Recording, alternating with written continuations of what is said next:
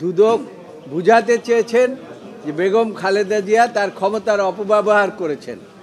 বেগম খালেদা জিয়া কোনো এভিডেন্স আসে নাই যে বেগম খালেদা জিয়া তার ক্ষমতার অপব্যবহার করেছেন।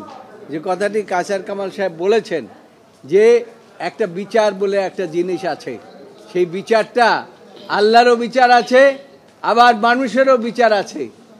আপনার আল্লাহর বিচারে এই যে বর্তমান ফ্যাসিস্ট সরকার প্রধান শেখ হাসিনা এই যে আমাদের বেগম খালেদা জিয়ার উপরে যে অমানবিক ভাবে বিচার করেছেন, তার চাইতে বেশি বিচার আল্লাহ তার প্রতি করেছেন। তিনি ভাতও খেয়ে যেতে পারেন নাই, এর চাইতে আর বড় বিচার কিছু নাই। স্যান্ডেলিনা সো, রূপচর্চায় আভিজাত্য।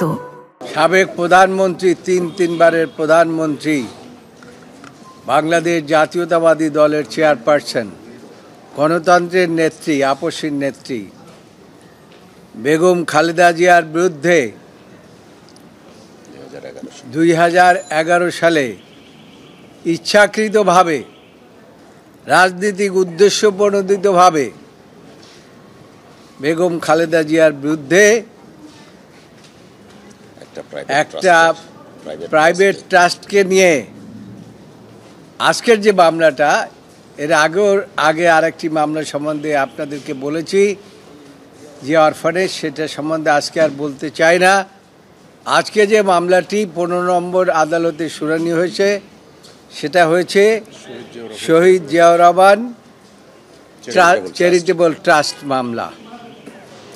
এই মামলার মধ্যে ইনফ্যাক্ট কোনো সাক্ষী বলে নাই যে বেগম খালেদা জিয়া এই জিয়া চ্যারিটেবল ট্রাস্টের নামে কোনো ক্ষমতার অপব্যবহার করে কোনো টাকা আত্মসাৎ করেছে। বিশেষ করে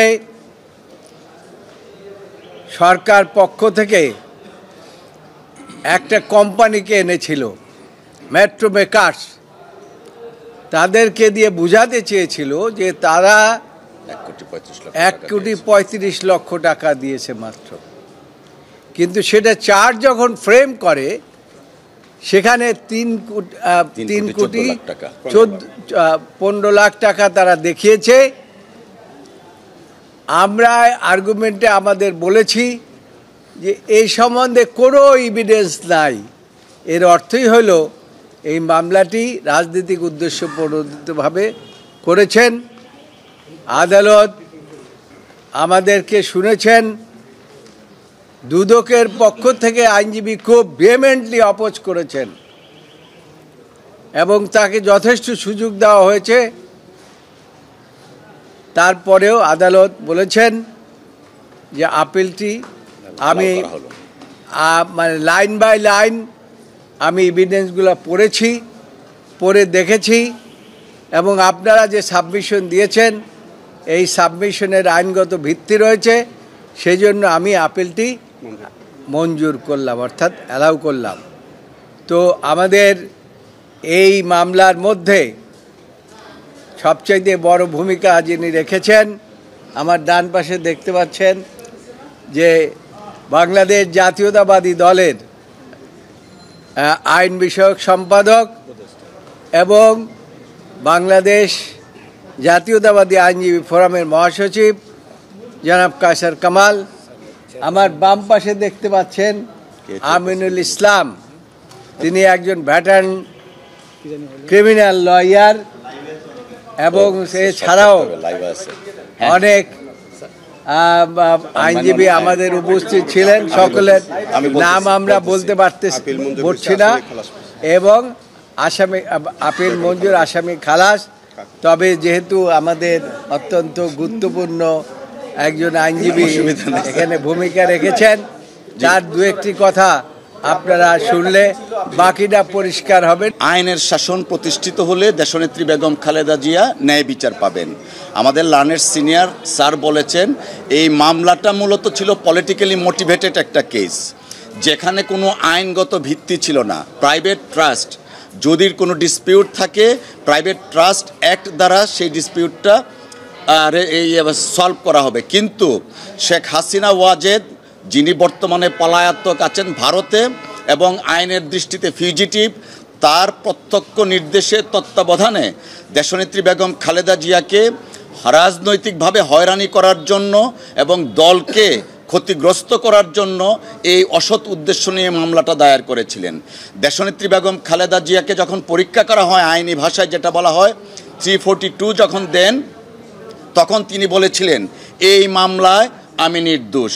অনেক বড় একটা লিখিত তিনি বক্তব্য দিয়েছিলেন এবং তাও বলেছিলেন যে আল্লাহর পরে বিচারকের স্থান, আজকে যদি আমার উপর অবিচার করা হয়, যারা অবিচার করবে তারাও একদিন বিচারের মুখোমুখি হবেন।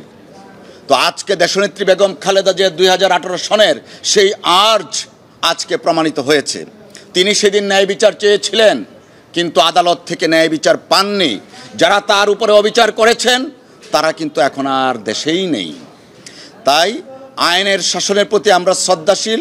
দেশনেত্রী বেগম খালেদা জিয়া আজকের এই শর্ট জাজমেন্ট যেটা বলেছেন মহামান্য আদালত আপিল অ্যালাউ করেছেন, আমরা সন্তুষ্ট এবং ন্যায় বিচার দেশনেত্রী বেগম খালেদা জিয়া পেয়েছেন আজকের এই রায়ের মাধ্যমে। দুদকের বক্তব্য যা ছিল, মূলত দুদক যেটা বলতে চেয়েছিল যে এই টাকার যে তসরুফের ঘটনাটা, বেসিক্যালি এখানে ডিসপিউটেড ছিল 1,35,00,000 টাকা। সেই 1,35,00,000 টাকা মেট্রো ম্যাকাস দিয়েছে এবং শাহজালাল ইসলামী ব্যাংকের পে অর্ডারের মাধ্যমে দিয়েছে। সেই ব্যাংকের যিনি কর্মকর্তা পে অর্ডারটা রিসিভ করেছেন, তিনিও সাক্ষ্য দিয়েছেন, 15 নম্বর সাক্ষী আইও এবং ইনফরমেন্ট এই মামলায় তিনিও বলেছেন বেসিক্যালি হচ্ছে দেয়ার ইজ, মানে এই কেসটা ছিল নো এভিডেন্সের উপর ভিত্তি করে। শেখ হাসিনা ওয়াজেদ তার ক্ষমতা শো করার জন্য দেশনেত্রী বেগম খালেদা জিয়ার বিরুদ্ধে এইরকম একটা কনকক্টেড ফলস মামলা দায়ের করেছিল।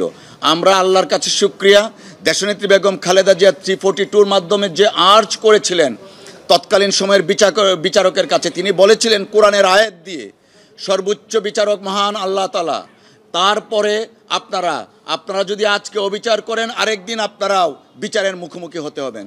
সেই আর্জটা আল্লাহ শুনেছেন এবং তিনি আজকে ন্যায় বিচার পেলেন সমস্ত আসামের খালেদ।